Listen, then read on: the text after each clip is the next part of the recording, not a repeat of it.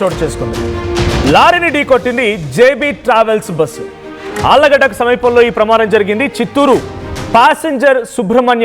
చిత్తూరుకు సంబంధించిన ఒక ప్యాసింజర్ సుబ్రహ్మణ్యం మరణించాడు. అయితే ప్రమాద సమయంలో బస్సులో 30 మంది ప్రయాణికులు ఉన్నారు. పలువురికి చాలా తీవ్రంగా గాయాలయ్యాయి. స్థానిక ఆసుపత్రికి తరలించారు. అరుణాచలం నుంచి హైదరాబాద్ వస్తోంది ఈ బస్సు.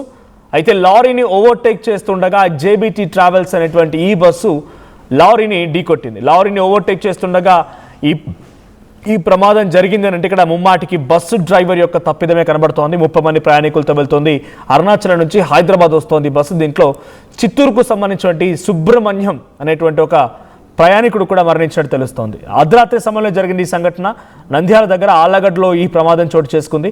సో అరుణాచలం అంటే చాలా దూరం, సుమారుగా ఒక 800 to 900 కిలోమీటర్స్. అంత దూరం నుంచి హైదరాబాద్ వస్తుందని అన్నప్పుడు అర్ధరాత్రి సమయంలో డెఫినెట్గా ఒక 2 డ్రైవర్లు ఉండాలి, స్పేర్లో నిద్రమాత్రం లేకుండా ఉండాలి. వేగాన్ని కూడా ఖాళీగా రోడ్లు ఉన్నాయి కదా, ప్రశాంతంగా ఉందని చెప్పి వేగాన్ని కూడా నియంత్రించాల్సిన అవసరం కూడా ఉంటుంది. కానీ ఇవన్నీ ఏది జరగకపోవడం మూలంగానే ఈ ప్రమాదం గురైనట్టు తెలుస్తోంది. సో జేబీ ట్రావెల్స్ బస్ అది. సో జేబీ ట్రావెల్స్ బస్ ఒకసారిగా ఈ ప్రమాదానికి గురై ఒక ప్రయాణికుడి మరణానికి కూడా కారణమైంది. 30 మంది ప్రయాణికులు ఒక్కసారిగా హఠాత్తుగా ఈ జరిగిన ఈ ప్రమాదంతో నిద్రమత్తులో ఉన్నారంతా కూడా. ఒక్కసారిగా ఈ ప్రమాదంలో బస్సు కుదుపుకు లోనైంది. ఆ వెనకాల నుంచి వచ్చి ఓవర్టేక్ చేసే క్రమంలో లారీని ఢీకొట్టడంతో మనం చూస్తున్నాం లెఫ్ట్ సైడ్ బస్సుకి ఎడమ భాగం పూర్తిగా కూడా ముందు వైపు నుజ్జునుజ్జయింది. కొంత దూరం వరకు కూడా సీట్లపై కూడా ఈ నుజ్జునుజ్జైనటువంటి పార్టికల్స్ పడిపోయి ఉన్నాయి. సో సంఘటనలో ఆ బస్సు ప్రమాదానికి గురైన తీరు చూస్తేనే ఎంతటి తీవ్ర ప్రమాదం అర్థమవుతోంది. సో వేగంగా ఈ బస్సులు ప్రయాణించడం, రాత్రి సమయంలో నిద్రమత్తు కూడా ఈ ప్రమాదాలకు కారణమవుతోంది. వరుస సంఘటనలు ఒకదాని తర్వాత ఒకటి అని కూడా ప్రయాణికులు బెంబేలెత్తిస్తున్నాయి. మొన్న కావేరీ ట్రావెల్స్ బస్ కూడా అగ్ని ప్రమాదానికి గురైంది. ఎటువంటి ప్రమాదంలో అంటే ఆ ప్రమాదం ఎటువంటి మరణాలు సంభవించకపోయినప్పుడు కూడా బస్సు మొత్తం పూర్తిగా దగ్ధమైపోయింది. ఆ సంఘటన మరొక మునిపే 2 రోజుల క్రితం జరిగిన సంఘటన మరొక మునిపే మరోటి ఇటువంటి ఘటన నంద్యాల ఆళ్లగడ్డలో జరిగింది. సో ఒక వ్యక్తి కూడా మరణించింది. దీనికి సంబంధించి ఒకసారి ఆ విజువల్ చూద్దాం. అక్కడ ఎటువంటి సిచ్యువేషన్ ఉంది, రాత్రి ఎటువంటి సహాయక చర్యలు జరిగాయి, ఆ విజువల్ చూద్దాం. రైట్, ఆ సహాయక చర్యలకు సంబంధించి విజువల్స్ మనం చూస్తూ ఉన్నాం.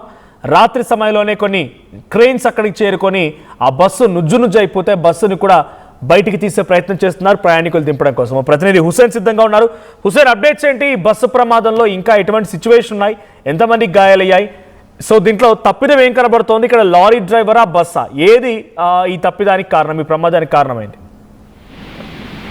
మనోజ్, నంద్యాల జిల్లా ఆళ్లగడ్డ సమీపంలో అర్ధరాత్రి వేళ రోడ్డు ప్రమాదం చోటు చేసుకుంది. ప్రధానంగా ఓవర్టేక్ చేసేటువంటి ప్రైవేట్ డ్రైవర్లు ఎదురుగా వెళ్తున్నటువంటి లారీ అంటే బొగ్గుతో వెళ్తున్నటువంటి లారీని ఢీకొట్టడంతో ఒకసారిగా ఈ ప్రమాదం చోటు చేసుకుంది. అయితే అతివేగం ఒకటి, ఓవర్టేక్ చేయడం అనేటువంటి ప్రధానంగా బస్సు డ్రైవర్ యొక్క నిర్లక్ష్యానికి నిదర్శనంగా కనిపిస్తుంది. కాసేపు ఓపిక పట్టి నిదానంగా వెళ్ళి ఓవర్టేక్ చేసింటే బాగుండేది. కానీ స్పీడ్ గా వెళ్లడంతోనే ఈ ప్రమాదం చోటు చేసుకుంది. లెఫ్ట్ సైడ్ ఎవరైతే ఉన్నారో ఉన్నటువంటి దీనిపై మొత్తం నుజ్జు అయిపోయినటువంటి పరిస్థితి మనం స్పష్టంగా కనిపిస్తుంది. సీటు మొదటి భాగంలో కూర్చున్నటువంటి ఒక వ్యక్తి చిత్తూరు జిల్లా సుగంకు చెందినటువంటి సుబ్రహ్మణ్యం 50 సంవత్సరాలు ఉన్నటువంటి వ్యక్తి ఆ ప్రమాదంలో ప్రాణాలు విడిచినటువంటి పరిస్థితి కనిపించింది. అయితే ఊపిరి పీల్చుకోవాల్సినటువంటి అంశం ఏంటంటే అత్యంత ఘోరమైనటువంటి ప్రమాదం విజువల్స్ చూస్తే చాలా పెద్ద ప్రమాదంగా కనిపిస్తుంది. కానీ ఈ ప్రమాదంలో కేవలం ఒక్కరు మాత్రమే మృతి చెందడం అనేటువంటిది ఒక షాక్ గురి చేసేటువంటి అంశం. అంటే మనం చూస్తా ఉన్నాం, ఎదురుగా వెళ్ళేటువంటి వాహనాన్ని ఒకసారిగా ఢీకొట్టడంతో మొదటి భాగంలో కూర్చున్నటువంటి వ్యక్తి సుబ్రహ్మణ్య ప్యాసింజర్ ఎవరైతే ఉన్నారో అతను ప్రాణాలు తుది శ్వాస ఇడిచినటువంటి పరిస్థితి ఉంది. అయితే విషయం తెలిసినటువంటి వెంటనే స్థానికంగా ఉన్నటువంటి పోలీస్ డిపార్ట్మెంట్ తో పాటు సహాయక చర్యలు చేపట్టారు. అందులో నిద్రిస్తున్నటువంటి సమయం 35 మంది పైగా వాహన బస్సులో ఉన్నారు. ఒకసారిగా కుదిపినటువంటి పరిస్థితి ఉంది. ఢీకొట్టడంతో ఏం జరిగిందో ఆందోళన చెందినటువంటి పరిస్థితి ఉంది.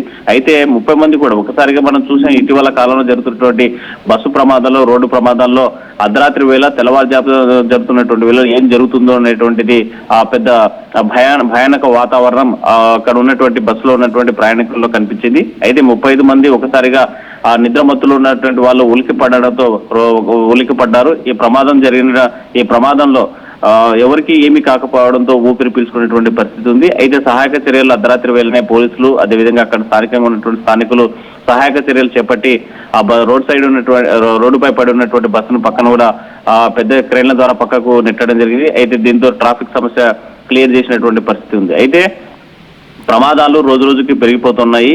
దీనికి ప్రధానమైన కారణం ఒకవైపు విజిబుల్ పోలీస్ అనేటువంటిది మొత్తం రాష్ట్ర వ్యాప్తంగా కూడా పోలీసులు పాటిస్తా ఉన్నారు. అంటే నిద్రమత్తు ఉన్నటువంటి వాళ్ళకి మంచినీళ్ళు ఇవ్వడం, అదేవిధంగా మొహం కడుక్కోవడానికి సబ్బుతో పాటు మంచినీళ్ళతో ఉండి కాసేపు బ్రష్ తీసుకోవాలని చెప్పి హైవేల మీద విజిబుల్ పోలీసులు నిర్వహిస్తున్నా కూడా రోడ్డు ప్రమాదాలు జరుగుతున్నాయి. అయితే ఈ రోజు జరగడానికి ప్రధానమైనటువంటి కారణం ఒకటే, అతివేగం ఒకటి, ఓవర్టేక్ చేసినటువంటి ప్రైవేటు ట్రావెల్ బస్సు, ఏదైతే బస్సు డ్రైవర్ యొక్క నిర్లక్ష్యం, జై భారత్ ట్రావెల్ బస్సు డ్రైవర్ యొక్క నిర్లక్ష్యం స్పష్టంగా మనకు కనిపిస్తోంది. ఏదేమైనా కంపల్సరీగా హైవేల మీద స్పీడ్ నియంత్రణ బోర్డులు ఏర్పాటు చేయాలి. స్పీడ్ నియంత్రణ సెన్సార్స్ ఏర్పాటు చేస్తే తప్ప రోడ్డు ప్రమాదాలను నివారించేటువంటి అవకాశం లేదు. ఎందుకంటే అరుణాచలం నుంచి హైదరాబాద్ వరకు వెళ్ళాలి, అత్యంత వేగంగా అతి దూరంగా ప్రయాణం చేయాలి. అది కూడా రాత్రి బయలుదేరినటువంటి బస్సు తెల్లవారే సమయానికి హైదరాబాద్ గమ్యాన్ని చేరుకోవాలనేటువంటిది టార్గెట్ పెట్టుకుని ఏవైతే ట్రావెలర్స్ సంబంధించిన ప్రైవేట్ ట్రావెల్స్ వ్యవహరిస్తున్నాయో ఇందులో ప్రయాణికుల ప్రాణాలు గాల్లో కలుస్తున్నటువంటి సిచ్యువేషన్ ఉంది. దీని మీద స్పీడ్ నియంత్రణ తప్పనిసరిగా పాటించాలి. ఓవర్టేక్ చేసేటువంటి సమయంలో డ్రైవర్లు కూడా జాగ్రత్తగా వహించాల్సినటువంటి బాధ్యత డ్రైవర్ల పైన ఉంది. అయితే అనుకున్నటువంటి ఘటన ఇది. అయితే ఓవర్టేక్ చేసేటువంటి సమయంలో జరిగినటువంటి ప్రమాదం పైన పోలీసులు కేసు నమోదు చేసి దర్యాప్తు చేస్తా ఉన్నారు. మరోవైపు సుబ్రహ్మణ్యం యొక్క భౌతికాయాన్ని స్థానికంగా ఉన్నటువంటి ఆలగడ్డ ప్రభుత్వ ఆసుపత్రికి తరలించారు. ఇంకా దానికి సంబంధించినటువంటి అంటే సుబ్రహ్మణ్యం సంబంధించినటువంటి బంధువులు కానీ రక్త సంబంధికులు ఎవరు కూడా ఇంకా ప్రమాద స్థలానికి చేరుకున్నటువంటి పరిస్థితి లేదు.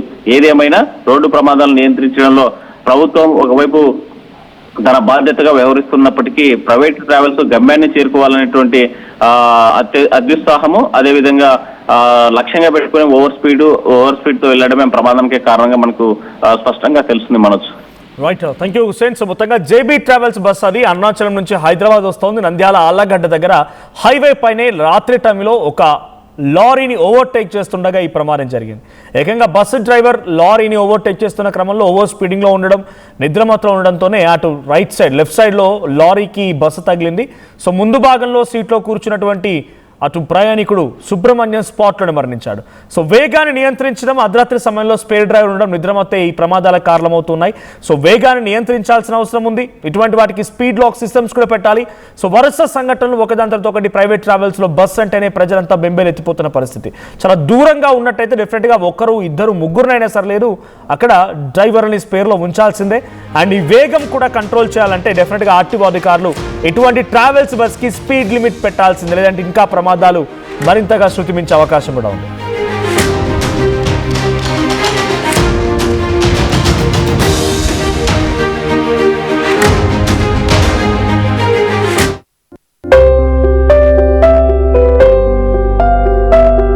చిన్న చిన్న ఆనందాలు 35 ఏళ్లుగా నా జీవితంలో లేవు.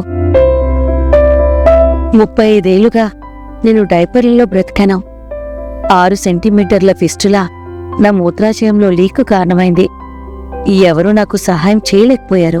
ఏఐఎన్యూలో వైద్యులను కలిసే వరకు అక్కడ వారు రోబోటిక్ శస్త్రచికిత్సతో నాకు పరిష్కారం ఇచ్చారు. వారు నా ఆత్మవిశ్వాసాన్ని కూడా తిరిగిచ్చారు. Precision care makes it possible. The Center for Robotic Surgery at AINU